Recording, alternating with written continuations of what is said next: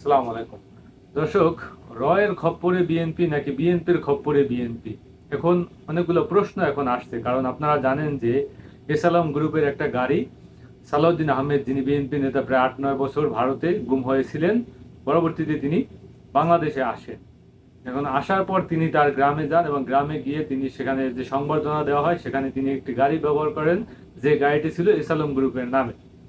তো সেই গাড়িটি ব্যবহার করে তিনি এখন এক প্রকার হুমকির মুখে আছেন, এবং বিশেষ করে তাকে শোকজ করা হইতেছে এবং তার কাছে জবাব চাওয়া হইতেছে তিনি কেন ওই এসালম গ্রুপের গাড়িটি ব্যবহার করলেন। বিএনপি যে আসলে বিএনপির ভেতরে হয়তো একটা ভাঙনের সৃষ্টি গুঞ্জন আসছে, এবং বিএনপির ভিতরে রয়ের সদস্য আছে, এটা কিন্তু আমরা আগে থেকে আমরা সেই ইলিয়াস হোসেনের ভিডিও থেকে দেখেছি। তিনি বলতেছেন যে বিএনপির ভিতরে রয়ের সদস্যরা আছে এবং তারা গুরুত্বপূর্ণ জায়গায় দখল করে আছে, বিএনপির দলীয় কর্মকাণ্ডের সাথে তারা জড়িত। সালাউদ্দিন